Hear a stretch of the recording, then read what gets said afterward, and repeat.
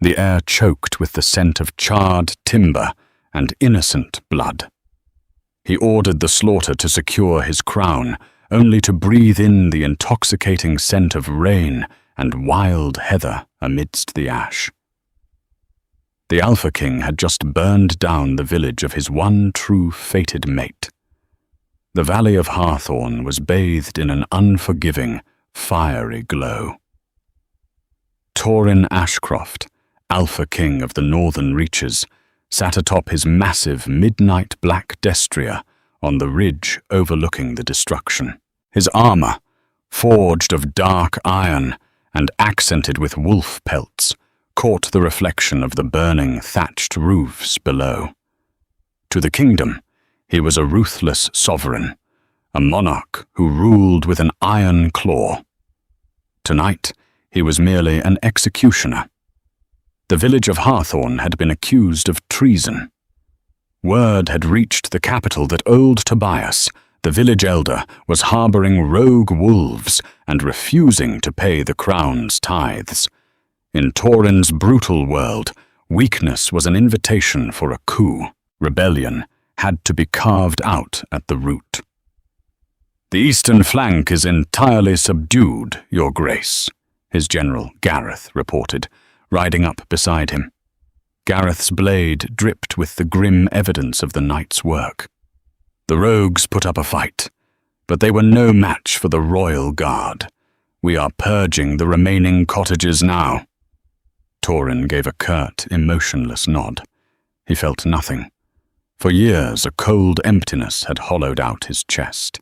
His inner wolf, the fierce, primal spirit that should have guided him, had been dormant, pacing restlessly in the dark corners of his mind. An Alpha King without a Luna was a king walking on fractured ice, and at 28, the kingdom's whispers of his cursed, mateless existence were growing deafening. "Burn the storehouses," Torin commanded, his voice like grinding stone. "Leave nothing that can shelter a rebel." He spurred his horse forward, descending the muddy embankment into the heart of the village to inspect the victory. The heat was oppressive. Embers danced in the night sky like dying fireflies, and the agonizing wails of the surviving villagers echoed off the surrounding mountains. Torin rode through the chaos with a stony expression, indifferent to the weeping peasants being corralled into the muddy town square. Then the wind shifted. It was faint at first, a delicate wisp cutting through the suffocating stench of sulfur, burning flesh, and wood smoke. Vanilla, petrichor, wild heather. Torin's massive destrier halted abruptly, sensing the sudden, violent rigidness of its rider. Inside Torin's chest, a deafening roar erupted. His dormant wolf, asleep for over a decade, suddenly slammed against the forefront of his consciousness with such terrifying force that Torin gasped, clutching the pommel of his saddle. His vision blurred, the edges of the world tinting with a primal, glowing amber. Mate. The word echoed in his skull, not as a thought, but as a divine decree. Torin vaulted off his horse, his heavy boots hitting the ash-covered mud. "My king," Gareth called out, alarmed by the sudden erratic behavior. "Is it an ambush?" Torin ignored him. He was a puppet on a string, pulled by a magnetic force so agonizingly strong it made his bones ache. He pushed past his heavily armored guards, his golden eyes scanning the chaos of the burning village. The scent was getting stronger, sweeter, cutting through the devastation. He rounded the corner of a collapsing blacksmith's forge and stopped dead. There, trapped beneath the burning wreckage of a fallen support beam, was a young woman. Her clothes were nothing but soot-stained peasant rags, her face smeared with ash and blood. She was coughing violently, her bare hands blistering as she desperately tried to lift the burning wood off a younger girl trapped beneath it. Bryn Fletcher's muscles screamed in agony, but she refused to let go. "Fiona, crawl! Crawl out! Now!" she shrieked, her voice hoarse from the smoke. "I can't! My leg is stuck!" the little girl cried, tears carving clean tracks through the grime on her face. Bryn felt the heat searing her palms, the scent of her own burning flesh filling her nose. But she gritted her teeth, channeling every ounce of adrenaline in her fragile human body. "I won't let you die here! Move!" Suddenly, a massive gauntleted hand clamped onto the blazing timber. With a single effortless heave, the heavy oak beam was hurled away as if it were a mere twig. Bryn fell backward into the mud, gasping for air. She scrambled over to her sister, pulling Fiona into her chest, shielding the young girl's body with her own. Trembling, Bryn looked up to see her savior. Towering over her was the architect of her nightmare, Torin Ashcroft. The Alpha King stared down at her, his chest heaving, his eyes entirely swallowed by the golden hue of his wolf. The scent radiating from the terrified, filthy peasant girl was intoxicating. It wrapped around his soul, binding him to her in a fraction of a second. The universe narrowed down to the frantic beating of her heart. Mine. His wolf snarled, demanding he claim her, protect her, worship her. Torin took a step forward, stripping the iron gauntlet from his hand to reach for her. "You're safe," he rasped, his voice a deep, vibrating purr that sent shivers down the spines of the soldiers gathering behind him. But Bryn didn't see a savior. She saw the monster who had ordered the slaughter of her friends, the burning of her home, the execution of innocent people. As Torin's hand reached out, Bryn snatched a jagged, glowing piece of shrapnel from the dirt and slashed wildly at him. The hot wood tore across Torin's unarmored forearm. He didn't even flinch at the pain, but the absolute, unadulterated hatred in her striking green eyes made him freeze. "Don't touch us, you royal butcher!" Bryn spat, her voice trembling but laced with pure venom. "You murdered them. You murdered everyone. You deserted everyone." Gareth and 3 guards rushed forward, swords drawn. "Insolent wench! You dare strike the king!" Gareth bellowed, raising his broadsword to strike the peasant down. "Halt!" Torin's roar shattered the night air, carrying the full, crushing weight of his alpha command. The sheer force of the sound brought his soldiers to their knees, clutching their throats as the command forced their submission. Torin dropped to one knee in the mud, leveling his eyes with Bryn's. The horror of the situation crashed over him like a tidal wave of ice. He had spent his entire life waiting for the goddess to bless him with his Luna. And the moment he found her, it was in the ashes of the world he had just destroyed. "Put your weapons away," Torin ordered his men, his eyes never leaving Bryn's terrified face. "The raid is over. Put out the fires." "Sire, with respect, the village elder hasn't relinquished the names of the rogues," Gareth protested, stepping cautiously forward, his sword still half drawn. "I said the raid is over," Torin snapped, his fangs elongating as a low growl ripped from his throat. Gareth immediately sheathed his blade, bowing his head in submission. Bryn watched the exchange with wide, calculating eyes. Her heart hammered against her ribs like a trapped bird. She held Fiona tighter, slowly backing away into the shadows of the ruined forge. The giant of a man, the king who had ordered her neighbors slaughtered just an hour ago, was looking at her as if she were made of spun gold. It terrified her more than the broadswords. "Bring the healers for the wounded," Torin commanded his men, slowly standing up. He turned his attention back to Bryn, his imposing figure blocking the heat of the flames. "What is your name?" Bryn pressed her lips together, lifting her chin in defiance. She would not speak to the tyrant. Torin's jaw ticked. His wolf was pacing frantically, urging him to scoop her up, to carry her away from the carnage he himself had created. "You are hurt," he said softly, a tone his men had never heard the ruthless king use. "Your hands are burned. I will have my royal physician tend to you and your sister." "We don't want your help," Bryn whispered fiercely. "We just want you to leave." "I cannot do that," Torin replied, his voice heavy with a tragic finality. "You are coming with me to Stonehaven Keep." Panic flared in Bryn's chest. "No, we are peasants. We have nothing to offer the crown. Please, we are of no threat to you." Torin didn't wait for her permission. The scent of her bleeding hands was driving his wolf to the brink of madness. He stepped forward, ignoring her thrashing and protests, and easily scooped both Bryn and Fiona into his arms.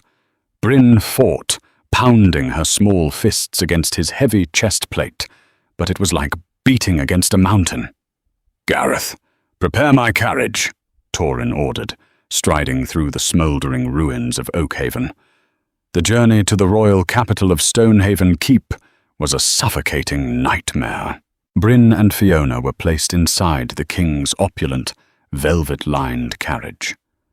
Torin sat opposite them, his massive frame taking up most of the space. He watched her with an unwavering, intense gaze. He had offered them water, a heavy fur blanket, and provisions. Bryn had taken the water for Fiona, but completely ignored Torin, wrapping her arms around her sleeping sister and staring blankly out the window into the dark forest.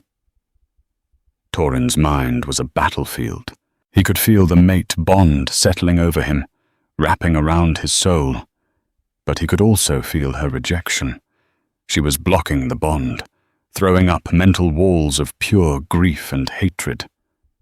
"I did not know you were there."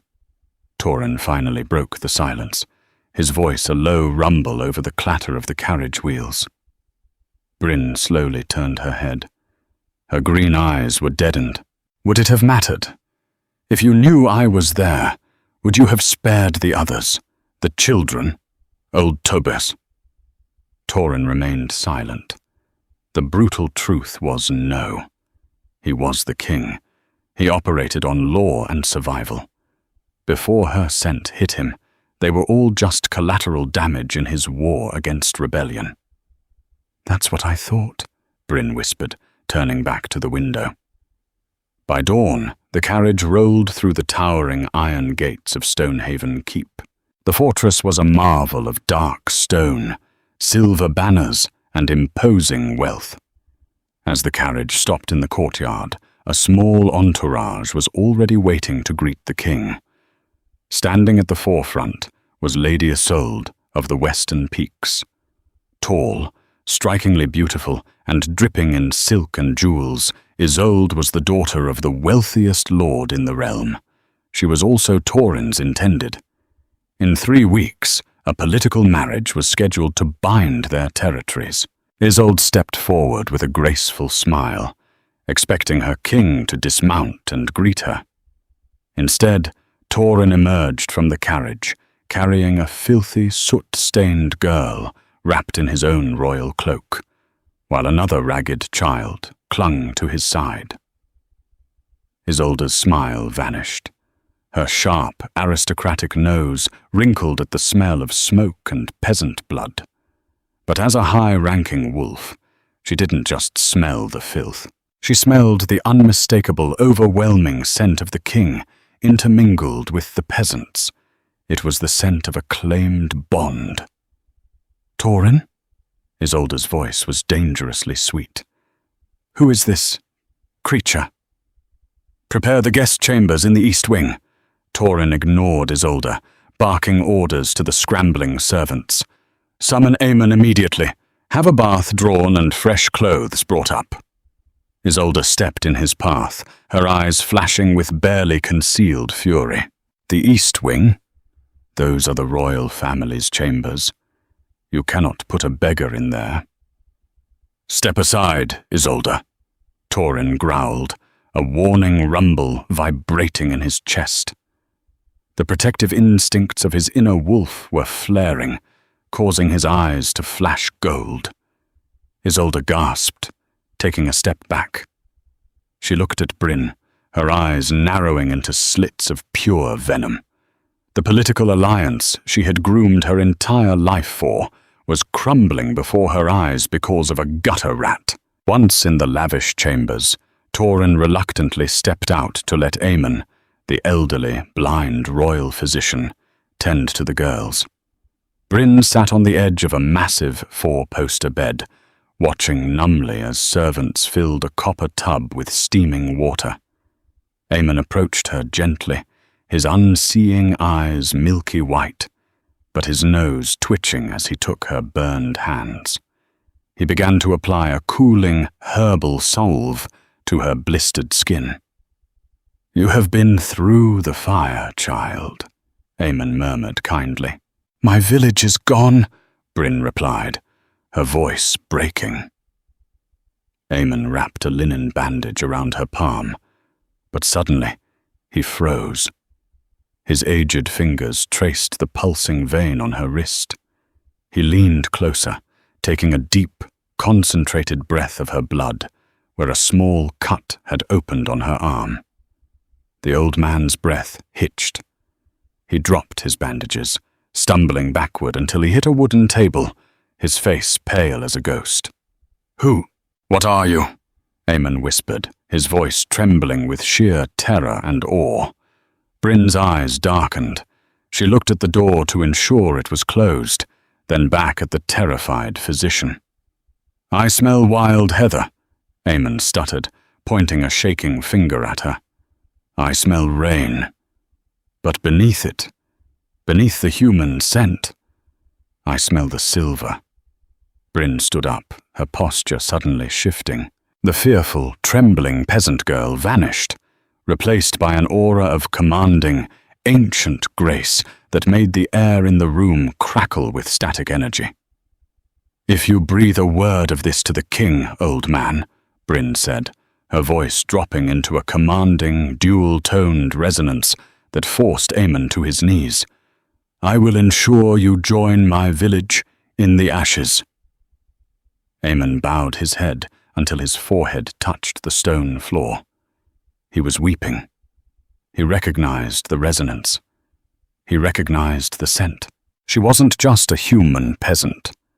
She carried the dormant bloodline of the first lunar queens, the ancient mythical lichen royalty that Torin Ashcroft's ancestors had supposedly hunted to extinction to steal the throne centuries ago.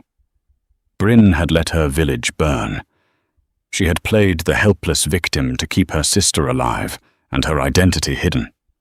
Torin thought he had brought home a broken peasant mate to conquer and woo. He had no idea he had just carried the rightful, terrifying heir to the northern kingdom directly into his own stronghold. The opulent confines of the East Wing were designed to be a sanctuary, but to Bryn Fletcher, they were merely a gilded cage. For 3 endless days and nights, she remained secured within the lavish royal chambers, watching the rain batter the stained glass windows of Stonehaven Keep. Her burns were healing with unnatural speed, a fact she carefully hid from the palace servants by keeping her hands wrapped in thick linen. Fiona spent most of her time sleeping in the massive, feather-stuffed bed, recovering from the smoke inhalation and the sheer trauma of surviving the massacre at Hawthorne. Torin Ashcroft, the Alpha King and the architect of her misery, visited precisely twice a day. He brought trays of decadent food, roasted pheasant, spiced wines, and honeyed pastries, none of which Bryn would touch while he was in the room. He was a terrifying figure, towering and broad-shouldered, radiating a lethal, predatory energy that demanded submission. Yet when he looked at Bryn, His golden eyes betrayed a desperate, silent vulnerability. The mate bond was a heavy, suffocating chain linking their souls. But Bryn had built an iron fortress around her mind, refusing to let him feel anything but her profound, icy hatred. "The healers say your sister will make a full recovery," Torin murmured one evening, standing uncomfortably by the roaring fireplace. The flickering flames cast harsh shadows across his scarred jaw. "Fiona will live, yes," Bryn replied evenly, not bothering to look up from the embroidery she was pointlessly dismantling. "But she will live with the memory of your soldiers cutting down our neighbors. A truly royal gift, Your Grace." Torin's massive hands clenched into fists at his sides. His inner wolf whined, clawing at his chest, begging him to bridge the distance, to hold her, to scent her and claim her properly. But her emotional walls were lined with spikes. "I am the king," Torin said, his voice a low, defensive rumble. "I eradicated a rebellion to protect the realm. I did not know my Luna was hidden among traitors." Bryn finally raised her vivid green eyes to meet his. The intensity in her gaze made the Alpha King physically flinch. "I am no one's Luna," she whispered with a chilling finality, "and you are no true king." Before Torin could demand an explanation for her treasonous words, a sharp, frantic knock echoed through the heavy oak door. General Gareth stepped inside, bowing deeply, his face tense beneath his iron helm. "Sire, forgive the intrusion. Lord Harrington and his retinue have arrived at the keep a week ahead of schedule. Lady Isolde demands an immediate audience in the Great Hall. The Western lords are growing restless regarding the sudden halt to your wedding preparations." Torin's jaw tightened. He cast one last, lingering look at Bryn before turning on his heel. "Keep the guards stationed at her door," he barked at Gareth. "No one enters this wing without my explicit command." Once the heavy door clicked shut, the oppressive atmosphere in the room lifted slightly. Bryn stood up, pacing the length of the Persian rug. The political instability of the court was palpable, and she needed to leverage it. An hour later, the door creaked open, but it was not a guard. Aemon, the blind royal physician, slipped quietly into the room, leaning heavily on his wooden cane. He carried a stack of ancient, leather-bound books, which he placed gently onto the mahogany desk. "My lady," Aemon whispered, dropping immediately to one knee, his milky eyes staring blindly at the floor. "I have brought the archives you requested." "Rise, Aemon," Bryn commanded softly, ensuring Fiona was still asleep before moving toward the desk. "Did anyone see you retrieve these from the lower vaults?" "No, my lady. The castle is entirely consumed by the arrival of Lord Harrington. The king and the Western lords are currently locked in a bitter dispute in the war room."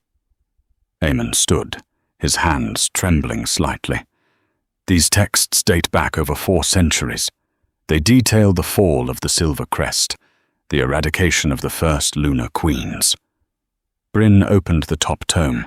The pages were brittle, smelling of dust and decaying parchment. As she traced her fingers over the faded ink, the dormant lichen blood in her veins began to hum, recognizing the lost history of her true ancestors. The texts confirmed what her grandmother had secretly taught her in the woods of Hawthorne. The Ashcroft bloodline were usurpers. They had slaughtered the rightful, ancient lichen royalty out of pure greed, stealing the crown and burying the truth.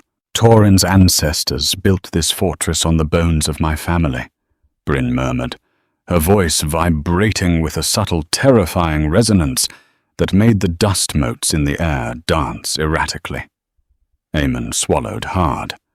"Lady Isolde knows something is amiss. She cornered me in the apothecary, demanding to know what potion I was brewing to keep the king so utterly captivated by a peasant." She is a venomous serpent, my lady. She will try to kill you. Let her try, Bryn said, her green eyes flashing briefly with a blinding, ethereal silver light. I'm done running. The very next morning, the serpent struck. A new servant girl arrived with Bryn's morning tea, her hands shaking so violently that the porcelain cups rattled against the silver tray. Bryn dismissed the girl and stared at the steaming liquid.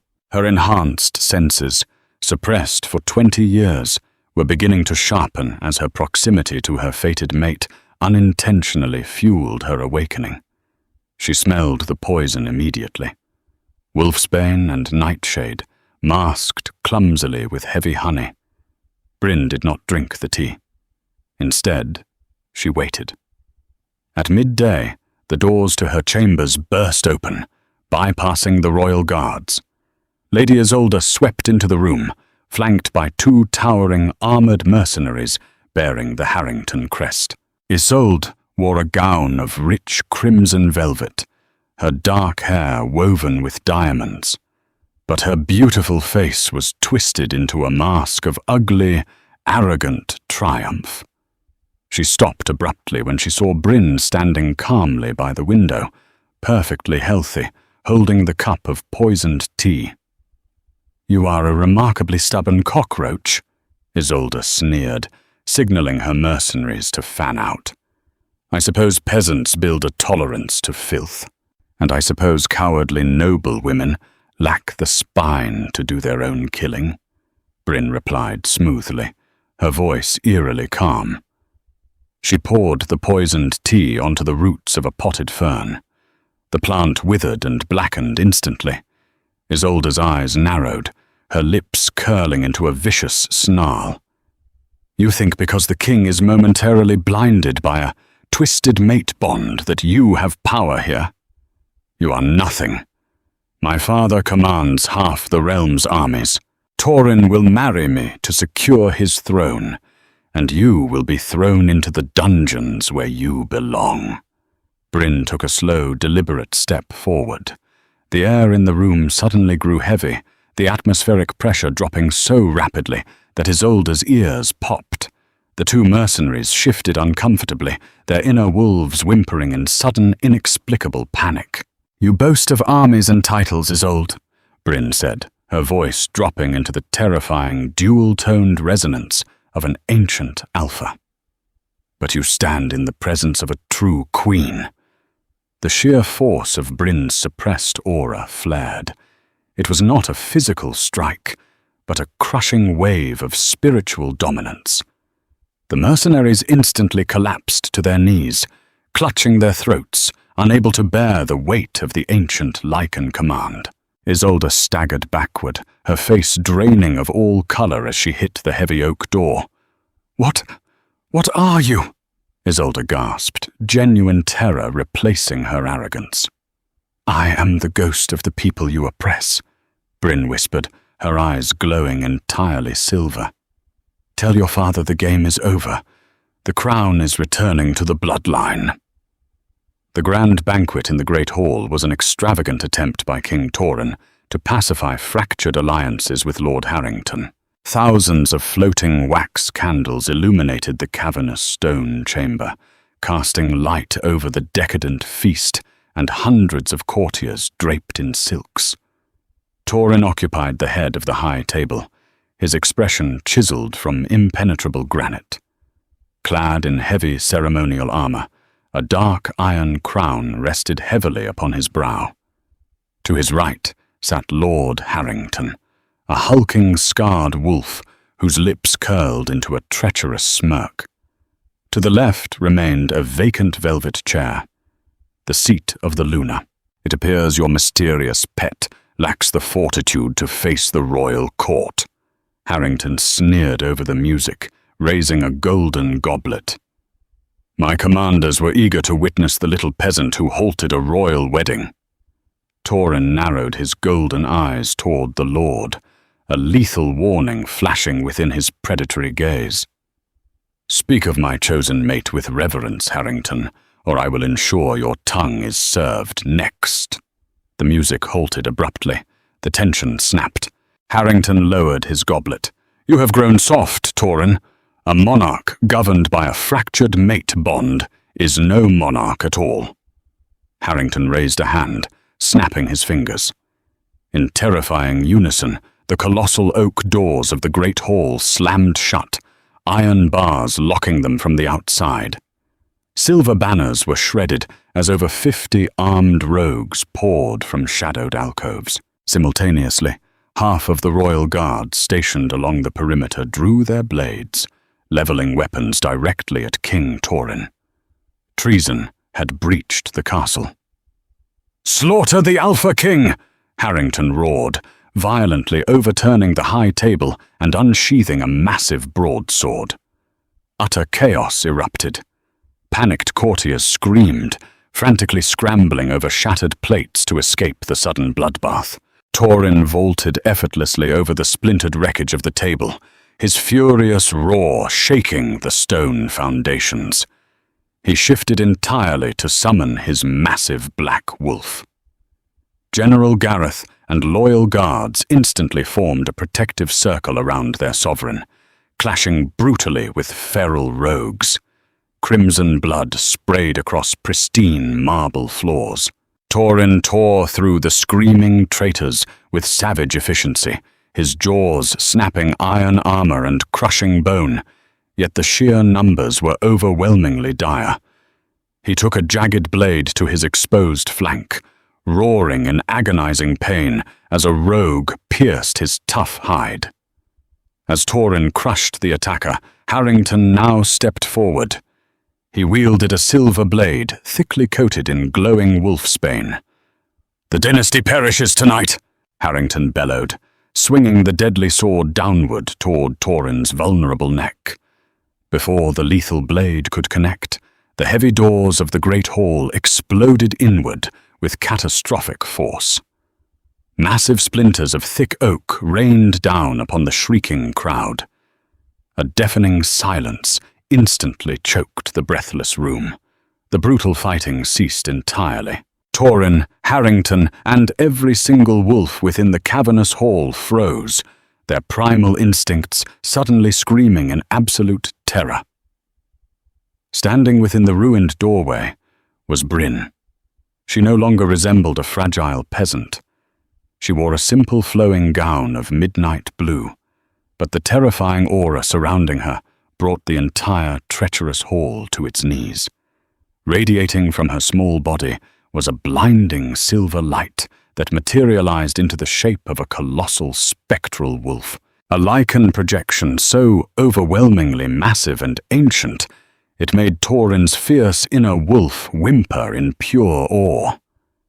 The intoxicating scent of wild heather and petrichor flooded the room, so concentrated that the rogue wolves immediately dropped their bloody weapons, collapsing onto their bellies in forced, agonizing submission.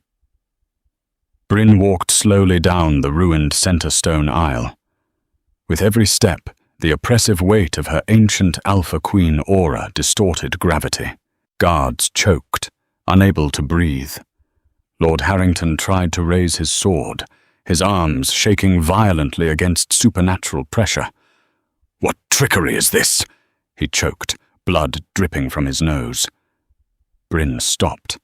Her eyes were pools of liquid silver. "Restitution." With a subtle flick of her wrist, an invisible kinetic force slammed into Harrington, hurling him backward until he crashed against the wall. He slumped to the floor, unconscious. His grand rebellion crushed instantly. The silence was absolute. Bryn turned her glowing eyes toward Torin. The Alpha King was bleeding heavily, his human form restored but kneeling weakly amidst the wreckage. He stared up at her, the shattered pieces of the puzzle finally snapping together.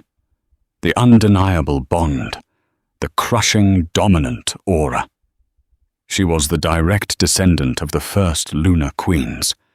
She was the rightful ruler of the northern reaches. Torin Ashcroft, the ruthless sovereign who previously bowed to absolutely no one, slowly lowered his heavy head. He pressed his bloody forehead firmly to the cold marble floor. "My queen," Thorin rasped, his deep voice thick with profound reverence. The true Luna had finally risen. Did Bryn's ancient bloodline and epic return leave you absolutely speechless? If you want to see how this fierce peasant Luna rebuilds her kingdom and